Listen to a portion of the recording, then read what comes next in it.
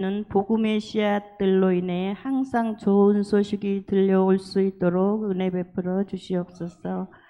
이 시간 말씀을 전하시는 목사님 장중에 붙들어 주시옵시고 양무리들을 잘 이끌어 갈 수 있도록 권능을 더하여 주시옵소서. 하나님 아버지, 이 예배에 오셔서 영광과 찬송을 받으시옵고 우리가 날마다 하나님을 영화롭게 하고 즐거워하며 기쁨으로 감사함으로 사랑하며 살아갈 수 있도록 성령의 충만한 은혜를 채워 주시옵소서. 감사드리며 우리의 생명을 구원하신 예수 그리스도의 이름으로 기도드려옵나이다. 아멘.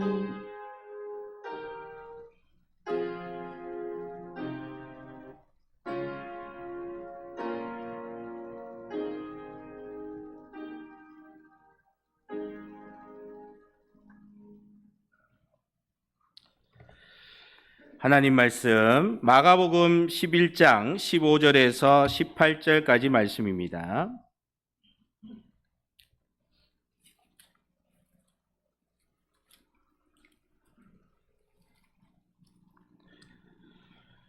(11장) 15절에서 18절까지 말씀 우리 한 절씩 교독하도록 하겠습니다.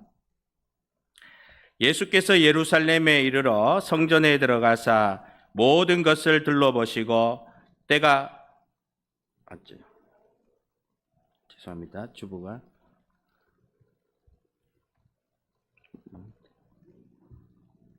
15절이죠. 죄송합니다.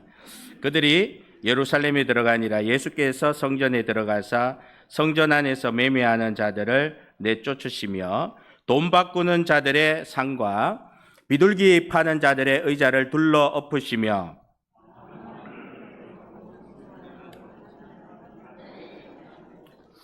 이에 가르쳐 이르시되 기록된 바 내 집은 만민이 기도하는 집이라 칭함을 받으리라고 하지 아니하였느냐. 너희는 강도의 소굴을 만들었도다 하시매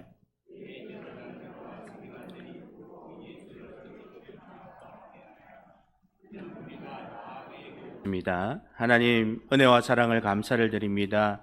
일교구를 우리 하나님께서 사용하시고 또 하나님 주시는 또 풍성한 은혜들과 또 축복들을 바라며 우리 일교구가 하나님께서 주신 귀한 사명들을 감당하고 있습니다.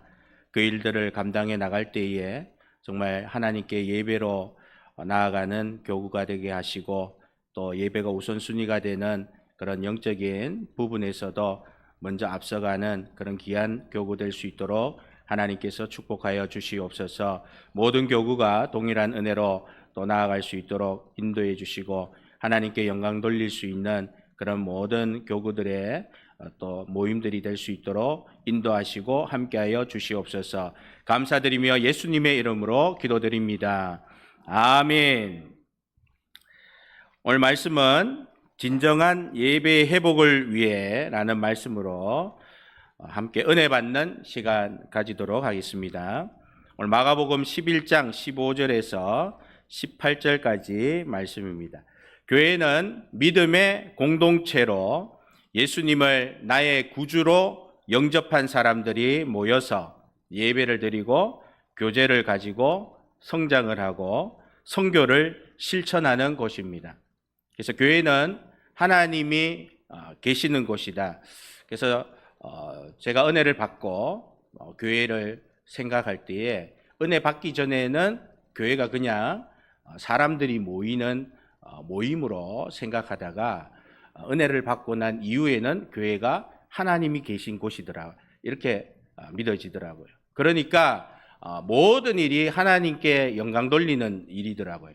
그래서 어떤 일을 하든 작은 일을 하든 하나님께 하는 일이고 또 때로는 교회에 있는 작은 것 하나도 내 것처럼 섰을 때는 이게 내 것이 아니더라는 것을 깨닫게 되었습니다. 그래서 작은 것 하나도 다 하나님의 것이다. 그래서 하나님의 것을 함부로 섰을 때는 거기에 대한 응당의 일들이 또 경고들이 주어지더라고요. 그래서 그런 것들을 통해서 하나님께 배울 수 있는 성령의 인도하심이 있는 것 같습니다. 그래서 우리가 교회에 왔을 때는 반드시 하나님께 모든 것을 한다라는 마음을 가지고 하시면 반드시 우리 하나님께서 축복하여 주시고 은혜 내려 주실 줄 믿습니다. 고린도전서 12장 27절 말씀 우리 한번 보겠습니다. 너희는 그리스도의 몸이요 지체의 각 부분이라. 오늘 고린도전서 12장 27절에 보면은 너희는 그리스도의 몸이요 지체의 각 부분이라고 했습니다. 각 지체가 연합하여 하나님의 일을 이루는 공동체이다. 어느 한 부분만 잘한다고 해가지고 되는 것이 아니라 모두가 다 합력하여서 잘 해야 되는 것입니다. 그런데 하나님께서 교회에 은혜를 주실 때에는 또 한 사람에게 성령의 또 충만함을 주실 때에는 그 지체가 공동체가 하나님 보실 때에 사용되어지는 교회이기 때문에 그렇습니다. 대체로 선교하는 교회들은 꼭 하나님이 쓰시더라는 것이죠. 그래서 선교가 참으로 하나님 예수님이 우리에게 명령하신 그 사명이기 때문에 그 선교를 하는 교회들은 반드시 하나님께서 꼭 한 명씩이라도 은혜를 베풀어 주시고 일할 자를 보내주시고요. 그로 인해서 그 지역이 잘 되는 것들을 저는 경험으로 많이 살펴보고 그것을 보면서 많이 놀라곤 합니다. 참 선교가 굉장히 중요하구나. 또 하나님의 일을 한다는 것이 우리도 모르게 하는 것이 아니라 그 일을 함으로써 모든 공동체가 함께 움직여지는 것입니다. 만약에 손이 안 움직이고 발이 안 움직인다면 그 몸이 무슨 일을 할 수가 있겠습니까? 아무 일을 할 수가 없는 겁니다.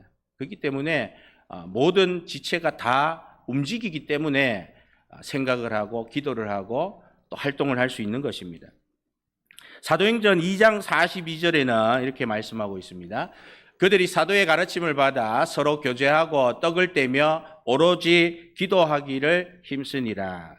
말씀, 기도, 나눔으로 서로를 세우는 관계가 있는 공동체입니다. 그래서 이런 말씀, 기도, 나눔이 있어야 되는데 우리가 믿음이라 그러면요 최종 목적지가 사랑입니다.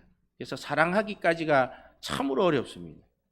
그 전에 우리가 사랑하기까지가 어렵기 때문에 때로는 사람의 말을 우리가 듣지 않도록 해야 되고 어떻게든 예수님의 말씀대로 가려고 그러고 기도대로 가려고 그러고 또 나눔을 하려고 그러는 마음이 있어야 되는 겁니다. 우리는 아무리 믿음이 좋다고 해도요 형제 우애에서 사랑까지 넘어가지 않으면 우리 말로 항상 부정적인 말을 할 수밖에 없습니다.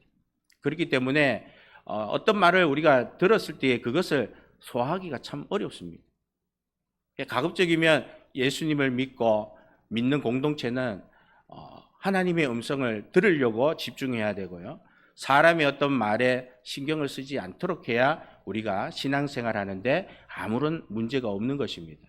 그래서 신앙생활을 하다가 누군가의 말을 우연히 들었을 때에 불쾌하거나 기분 나빠하지 마시고 다시금 기도의 자리로, 말씀의 자리로, 나눔의 자리로 나아가면은 회복이 되는 것입니다. 디모데후서 3장 15절 말씀에 우리 함께 읽겠습니다. 또 어려서부터 성경을 알았나니 성경은 능히 너로 하여금 그리스도 예수 안에 있는 믿음으로 말미암아 구원에 이르는 지혜가 있게 하느니라. 아멘. 우리는 복음을 보존하고 전파하는 사명이 있습니다. 그래서 복음은 오직 예수님을 믿는 것인데 때로는 이것이 기복신앙으로 여러 가지 다양한 것으로 사람들에게 들어와서 복음이 훼손되는 경우들이 사실상 많이 있습니다. 그러나 그러한 것이 하나의 도구로서 사용될 뿐 우리가 복음은 정말 예수님을 믿는 것밖에 없구나라는 것을 우리가 알고 전파하는 마음이 있어야 하는 것입니다. 그래서 교회는 죄인으로 이루어져 있지만 함께 성장하는 가정 자체가 복음의 증거인 것입니다. 그래서 믿음 생활, 신앙 생활은 우리 모두 함께 가는 것이고요. 성장해 나가는 것이 참으로 어렵습니다. 그래서 교회가 해야 할 일은 우리 모든 성도들이 죄인으로 왔다가 예수님을 믿고 함께 사랑까지 가는 그 성장을 위해서 정말 모두가 도와줘야 되는 것입니다. 그렇지 아니하고서는 거기까지 이르기가 참으로 어렵습니다. 그래서 우리가 구원을 얻기 위해서, 구원을 받기 위해서 또 받은 구원이지만 이 구원을 위한 우리의 행위가 사랑까지 갈 수 있는 그런 신앙들이 되시기를 예수님의 이름으로 축복합니다. 에베소서 4장 3절에서 6절 말씀 우리 한번 읽어보겠습니다. 평안에 매는 줄로 성령이 하나 되게 하신 것을 힘써 지키라. 몸이 하나요 성령도 한 분이시니 이와 같이 너희가 부르심의 한 소망 안에서 부르심을 받았느니라. 주도 한 분이시요 믿음도 하나요 세례도 하나요 하나님도 한 분이시니 곧 만유의 아버지시라. 만유 위에 계시고 만유를 통일하시고 만유 가운데 계시도다. 아멘. 참 신기한 것이 우리 교회는요, 문화가 다르고 연령이 다르고 배경이 달라도 예수님만 믿으면 믿을 수 있는 이런 하나의 공동체가 되는 것입니다. 그래서 나이가 다 다른데 모임이 가능한 거예요. 문화가 다른데도 서로의 어떤 것들을 얘기하지 않아도 그것이 다 예수님 한 분으로 통합이 되는 겁니다. 연령이 달라도 배경이 달라도 문화가 달라도 다 되는 것. 이런 곳이 어디에 있겠습니까? 오직 교회밖에 없는 것입니다. 예배는 하나님을 찬양하고 삶의 우선순위를 재정립하는 시간입니다. 말씀과 성례가 또 교제와 섬김이 성교가 있는 것이 교회입니다. 하나님의 뜻을 실현하는 그런 첫 번째 우리 하나님을 향한 경배와 감사, 예배가 있어야 하고요. 하나님의 뜻을 실현하기 위해서는 성도들의 영적 성장을 위한 교육과 훈련이 있어야 합니다. 또 하나님의 뜻을 실현하는 세 번째 성도 간의 사랑과 연합, 교제가 있어야 합니다.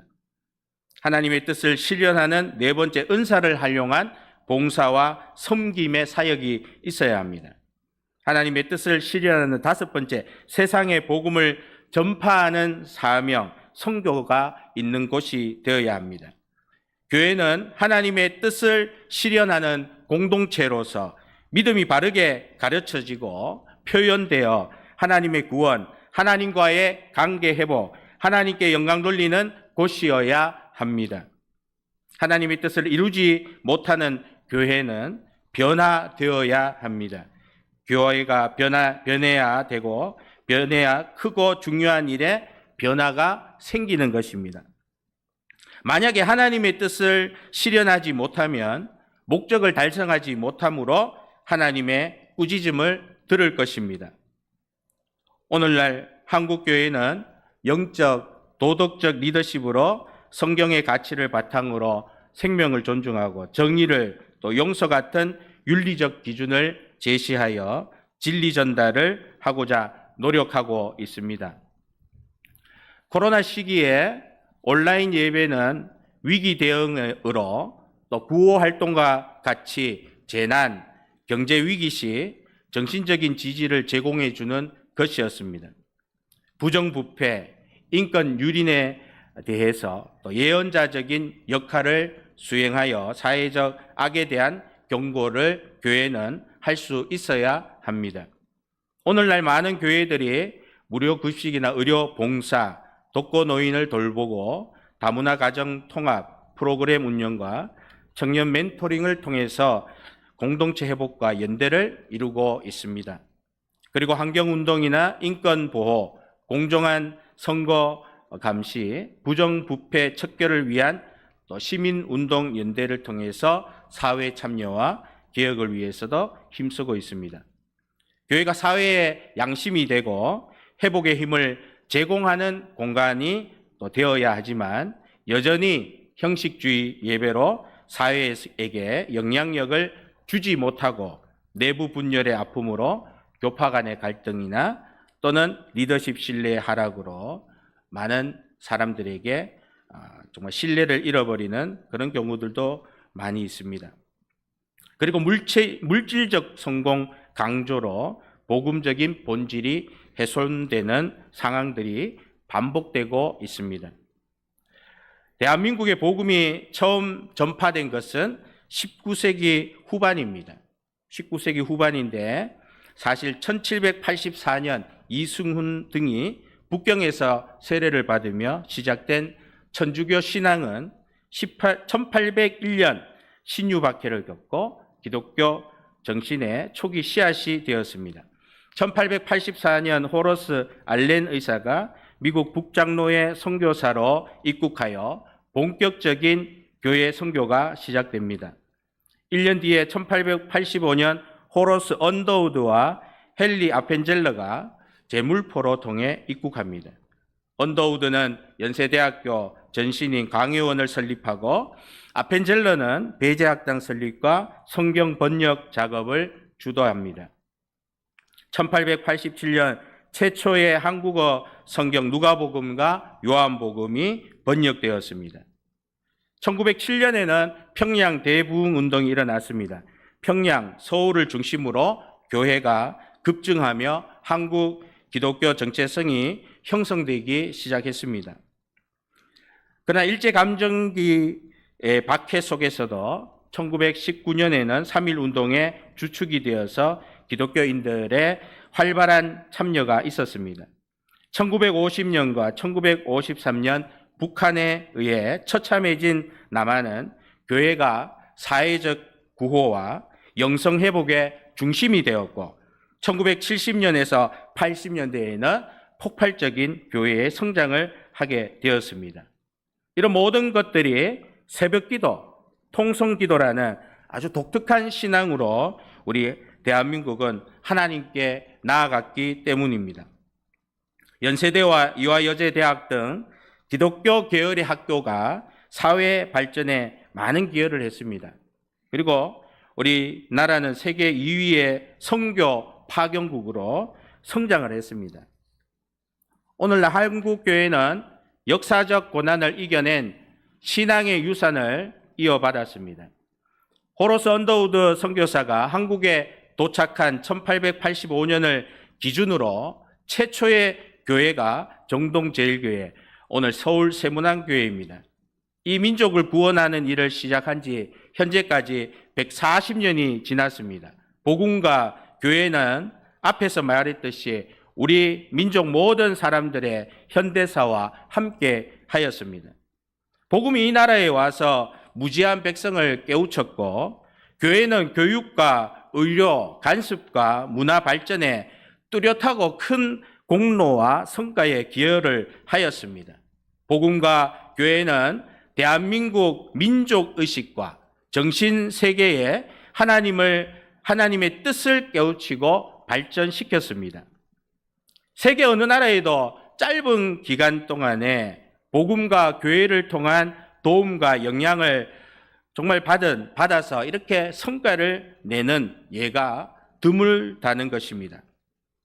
아무리 불신자들이 믿음을 부정하여도 그들은 복음의 영향에서 또 그 영향력 안에서 혜택을 받지 못했다고 말할 수가 없는 것입니다. 그들은 알지 못해도 긍정적인 영향을 수없이 받았다는 것입니다. 140년 전의 시대와 이 시대는 엄청나게 다릅니다. 지금 복음과 교회는 이 시대에 어떤 역할을 해야 사람들이 바른 믿음을 가지고 살게 할 수 있을까요? 그러려면 교회는 왜 존재해야 하는가? 교회의 본질에 관한 교회의 근본적인 물음들을 통해서 정체성을 찾고 존재의 목적을 우리들이 알아내어야 할 것입니다. 교회가 바른 믿음에 서 있느냐? 오늘 디모데후서 3장 16절 말씀 함께 읽어보겠습니다. 모든 성경은 하나님의 감동으로 된 것으로 교훈과 책망과 바르게 함과 의로 교육하기에 유익하니 교회가 바른 믿음 위에 있는지 우리 성경, 역사, 실천의 일치성으로 우리가 평가를 받아야 합니다. 첫 번째는 하나님과의 동행이 있는 성전입니다. 15절 말씀 한번 읽어주십시오. 마가복음 11장 15절 말씀.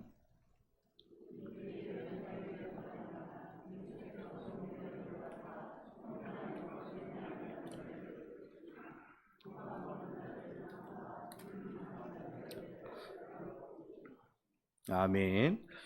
성전에서는 제사를 드리기 전에 성전 세겔로 환전하거나 동물을 구입하는 관행이 있었습니다. 로마 화폐와 다른 유대 화폐로 동물을 구입하는 가운데 종교 지도자들은 과도한 수수료를 요구하며 부정 축제를 하고 있었습니다. 그런 간행들이 성전에서 뻔뻔스럽게 매매되고 있었습니다. 이러한 때 예수님이 성전에 들어가셨습니다. 예수님 때에도 성전은 하나님께 예배드리는 장소였습니다. 성전 안에 들어가신 예수님은 예배와 상관이 있는 거룩한 용품처럼 진열되어 있는 것들, 그리고 실제로 예배 물품인 것으로 사람들은 생각할 수 있는 그러한 것들이 성전 안에 예배를 위한 제물이 필요한 것으로, 편리한 것으로, 헌금 드리려면 돈으로, 제물을 드리려면 비둘기로 필요한 것을 바꿀 수 있는 그런 구조를 살펴보았습니다.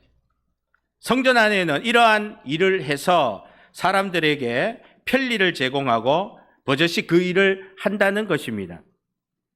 겉모습은 그랬지만 실상은 사람들의 이익을 채우는 일을 했던 것입니다. 점점 이런 일들이 성전 안에서 당연한 듯 파는 자와 사는 자들이 매매가 이루어졌습니다. 이제는 성전에서 물건을 사고 파는 장사를 하는 곳이 되어버렸습니다. 예배드리러 왔는데 돈 바꾸고 물건을 사고 파느라고 정신이 없는 것입니다. 이런 모습을 성전에 들어가신 예수님의 눈에는 어떻게 보였을까요? 예수님의 생각은 한치의 고민도 하시지 않았습니다. 이것은 성전을 훼손한 것이었습니다. 겉으로 보이기엔 예배 드리러 오는 자들에게 예배에 필요한 것을 구매하도록 편리한 제도를 만들어 제공하는 것 같지만 진실은 장사꾼에게 장사를 하게 한 것이었습니다. 장사의 이윤을 결국 성전 관리자들의 주머니를 채우고 있는 모습을 보면서 예수님은 성전을 더럽히는 것으로 보셨습니다. 요즘 편리한 것이 아주 많습니다. 편리한 기능을 사용해 보면 마음에 들어서 마음의 문이 확 열립니다. 와, 뭐 이런 것이 다 있나 싶습니다. 그래서 편리한 기능들이 예배를 드리는 우리에게 갈등과 고민 또 지체하게 한다면 그것은 자제해야 하는 것입니다. 오늘날 편리한 생활이 너무 쉽게 사람의 마음을 엽니다. 모바일 결제 참 편리합니다. 배달 앱 전화하면 바로 이걸로 보면 언제 뭐 어디에서 오고 있는지까지 그 위치를 다 알 수 있습니다. 스마트홈 기기들 뭐 전기, 가스 끄는 것도 이제는 스마트로 할 수 있는 겁니다. 간편 요리 가전, 온라인 쇼핑, 디지털 서비스, 교통, 기술은 일상의 불편함을 계속해서 우리가 줄여가고 있습니다. 스마트폰 하나로 가장 편리한 것을 해결하는 시대입니다. 편리한 것에 너무 우리가 쉽게 마음을 열다 보면 이런 습관들이 때로는 하나님께서 원치 않는 일을 할 수도 있습니다. 시편 119편 15절에서 16절 말씀 우리 함께 읽어보겠습니다. 내가 주의 법도들을 작은 소리로 읊조리며 주의 길들에 주의하며 주의 율례들을 즐거워하며 주의 말씀을 잊지 아니하리이다. 아멘. 오늘 시편 119편 16절에 보면 주의 말씀을 잊지 아니하겠습니다. 이 말은 게으르지 않겠습니다. 편리한 것 때문에 내가 쉽게 하지 않겠습니다. 이런 뜻입니다. 그런데 우리는 어떻게 합니까? 편리한 것이 오니까 시편에 있는 말씀처럼 하지 않습니다. 그 편리한 것을 사용하는 것입니다. 분별의 기준으로 편리함이 좋은지 유익한지 아니면 나쁜지 유익하지 못한지를 알 수가 있습니다. 이 분별을 적용할 때 우리들이 교회 안에서 하는 편리함이 예배를 훼손하는가의 유무를 잡아낼 수 있습니다. 첫 번째는 도덕적인 기준으로 봤을 때 편리함이 과연 진리냐 공의냐 사랑을 훼손하지는 않느냐, 내가 이런 편리함을 함으로써 교제나 사랑의 관계 또 신앙적인 일을 게을리하느냐 안 하느냐, 이것이 기준이 되는 경우입니다. 두 번째는 의존성입니다. 의존성으로 생각해 볼 때 이 기술이라는 것이 하나님보다 더 우위에 놓이게 되면 이것도 하나의 우상이 되는 것입니다. 휴대폰을 우리가 많이 사용하다 보면 그것을 의존하게 되죠. 그것 또한 어떻게 보면 우리가 분별을 해봤을 때 내가 이거를 적당하게 사용해야 되지, 모든 면에서 말씀을 보지 않고 이것만 바라본다면 문제가 되는 것입니다. 세 번째는 편리함이 이웃 사랑과 선한 영향력으로 이어지는가. 내가 편리함을 계속 추구하다 보면 또 이 마음이 열려서 그 선택이 하나님의 뜻과 조화가 되는지 분별하는 것이 아주 중요합니다. 예를 들어서 요즘 모바일 뱅킹으로 구제 헌금을 신속하게 전달합니다. 이것은 선한 도구로서 사용되는 것이죠. 그래서 이런 편리한 기능도 이것이 선한 도구로 사용되느냐 그렇지 않느냐는 우리가 해보면 아는 것입니다. SNS에 과도하게 의존하면 오히려 인간관계가 좋아지는 것이 아니라 인간관계가 단절됩니다. SNS 자체가 우상이 되니까 악한 도구가 되는 것입니다. 그래서 이런 것들을 우리가 생각해 봤을 때에 이웃 간의 관계, 내가 이것을 함으로써 하나님의 관계가 단절되지는 않느냐, 이런 것을 생각하면은 우리가 쉽게 파악할 수가 있는 것입니다. 편리함이라는 것은 어떻게 보면 하나님이 우리에게 주신 선물입니다. 그것이 하나님의 주권과 사랑의 원칙을 대체할 때 문제가 되는 것입니다. 하나님보다도 이 편리함이 더 좋아버리면 그것이 문제가 되는 것입니다. 우리들은 매 순간 주의 말씀을 잊지 않도록 성령님의 인도를 구하는 것이 중요합니다. 교회는 하나님의 뜻을 지키는 곳입니다. 하나님의 뜻을 이루지 못하는 편리함은 우리를 게으르게 만들고 우리의 생각과 정신, 행동을 바르게 하지 못하는 사단의 고도의 전략입니다. 성전은 편리함으로 최신식 현대화하는 것이 중요한 것이 아니라 하나님께 예배가 드려져야 성전의 본질이 된다라는 것입니다. 시편 95편 6절 말씀 우리 함께 보도록 하겠습니다. 오라 우리가 굽혀 경배하며 우리를 지으신 여호와 앞에 무릎을 꿇자. 오늘 시편 95편 6절에는 무릎을 꿇자, 하나님 앞에 나오자 이렇게 말씀합니다. 하나님을 영화롭게 하는 경배의 장소로서 하나님께 예배가 올려져야 합니다. 두 번째는 거룩한 분노로 바르게 세우는 성전입니다. 예수님은 성전을 훼손시키는 것들을 그냥 보고만 있지 않았습니다. 수많은 예배자들이 불의한 모습을 봐도 분별하지 못해 그 모습을 아무렇지 않게 내버려 두었습니다. 그러나 예수님은 말로 협상하거나 말로 서로 윈윈하는 법을 사용하지 않으셨습니다. 예수님은 불의한 일을 하는 상인들에게 가까이 다가가서 얼굴을 마주 보았을 것입니다. 15절 16절 우리 마가복음 11장 15절 16절 함께 읽어보겠습니다. 시작. 그들이 예루살렘에 들어가니라 예수께서 성전에 들어가사 성전 안에서 매매하는 자들을 내쫓으시며 돈 바꾸는 자들의 상과 비둘기 파는 자들의 의자를 둘러 엎으시며 아무나 물건을 가지고 성전 안으로 지나다님을 허락하지 아니하시고 아멘. 적극적으로 그들을 막으셨습니다. 분노를 예수님은 표출하셨습니다. 겉으로 보기엔 상인들의 물건이 부서지면서 장사꾼들에게 분노하고 계시지만 그것을 이용하여 성전 질서를 깨고 더럽혀지도록 방치한 성전 관리자에 대한 분노였습니다. 사실 성전을 더럽힌 사람들을 유혹한 사단을 향해서 예수님은 분노하셨던 것입니다.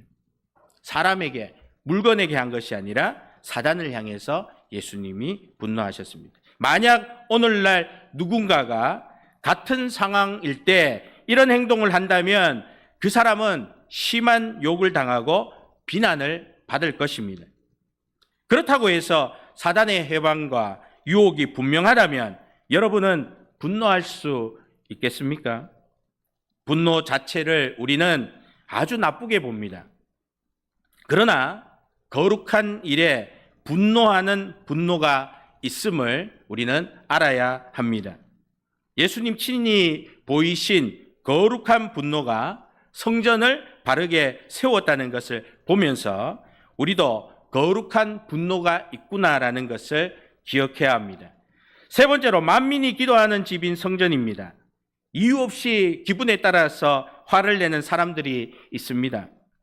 화를 낸 이유, 대안이 없습니다. 당사자는 이상한 사람이 됩니다. 근데 확실히 알고 화를 내는 사람은 그것에 대한 대안이 있습니다. 생각하는 것과 내 마음이 다릅니다. 뭔가가 뒤틀려지고 뜻대로 안 되고 이러면요, 누구든 할 것 없이 화부터 내는 것입니다. 한 10초 정도 기다렸다가, 그죠? 화를 안 내면 좋은데 화를 낼 수밖에 없는 거예요. 대안이 없는 분노는 비판을 받게 됩니다. 무턱대고 화내는 사람은 질서가 없는 사람입니다. 예수님은 대안을 가지고 계셨고 성전의 질서를 세우기 위해 확실히 알고 분노하셨던 것입니다. 17절 말씀 우리 함께 읽어보겠습니다. 이에 가르쳐 이르시되 기록된 바 내 집은 만민이 기도하는 집이라 칭함을 받으리라고 하지 아니하였느냐. 너희는 강도의 소굴을 만들었도다 하시매. 아멘. 이 말씀은 이사야 56장 7절 말씀 우리 한번 같이 읽어보겠습니다.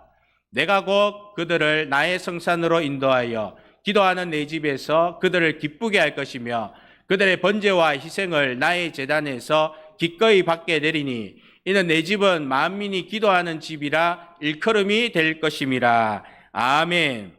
오늘 예수님은 이사야 56장 7절의 말씀을 인용하셨습니다. 그들을 설득하려면 그들이 따르고 믿는 권위 있는 것으로 알게 해야, 말해야 그들은 알 것입니다. 그들이 강도의 소굴을 만들었다고 시편 이사야서에 있는 말씀을 가지고 예수님은 지혜롭게 그들에게 말씀하셨습니다. 때로는 우리가 어려움을 만나거나 뜻대로 안 될 때 화내지 말고 아주 어려운 문제가 있을 때 우리는 성경 말씀을 찾아서 그 어려움에 처해 있는 사람에게 전해준다면 사람들은 그 말씀의 건의에 수긍하게 되는 것입니다. 믿음의 성도들도 어려운 문제를 직면할 때 말씀의 건의와 지혜를 통해서 대안을 제시하는 예수님을 닮은 우리 성도님들이 되시기를 축복합니다. 마지막 네 번째로 주님의 교훈대로 일하는 성전입니다. 17절에 예수님 말씀을 듣고 어떤 이들은 두려워하고 성전 관리자나 대제사장, 서기관들은 예수님을 죽이려고 합니다. 왜 이들이 예수님을 죽이려고 하는가? 그들이 가지고 있는 이익들이 다 예수님 때문에 빼앗겼기 때문에 그렇습니다. 여전히 그들은 손해보는 것이 더 중요한 거예요. 예수님이 바로 가르쳐줘도 자신들에게 피해를 준 그 예수님이 너무나 미웠을 것입니다. 그러나 예수님께서 성전 안에 장사하는 자들의 상을 부술 때 성전의 불의를 알지만 어떻게 하지 못했던 이들은 예수님 대신에, 예수님이 내 대신에 일을 처리해 주신 것 같아서 기분이 좋았을 것입니다. 성전이 성전다워지려면 여기 계신 우리 여러분은 예수님의 행동과 말씀에 어떤 느낌으로 반응이 오는 것입니까? 교회를 교회되게 하는 것이 사람 생각인가?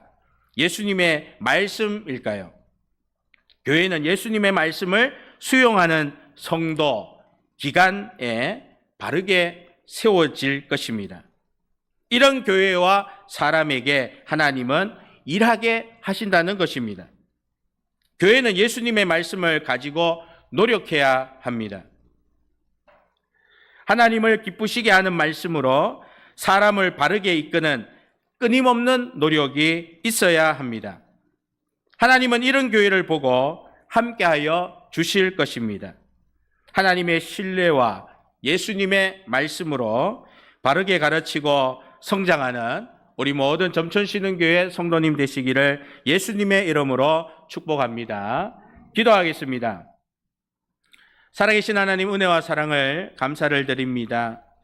정말 회복되는 교회를 예배의 회복을 위해서 우리가 진정으로 어떠한 것을 생각하고 또 어떠한 것을 느끼고 있는지를 다시 한 번 더 우리가 하나님 앞에 기도할 수 있는 은혜의 시간이 되기를 원합니다. 그로 인해서 우리의 마음이 정말 하나님의 은혜들을 생각하고 또 교회가 정말 변화되는 더욱더 큰 것들을 하나님께서 이루어 주시는 그런 놀라운 일들이 우리 교회 안에 있게 하여 주셔서 모두가 하나님을 찬양하며 나아갈 수 있는 참된 교회의 모습들이 우리 점천신흥교회 안에 또 이 점천 지역 모든 교회 안에 동일하게 있게 하여 주시옵소서. 감사드리며 살아계신 예수님의 이름으로 기도드립니다. 아멘. 찬송가 320장입니다.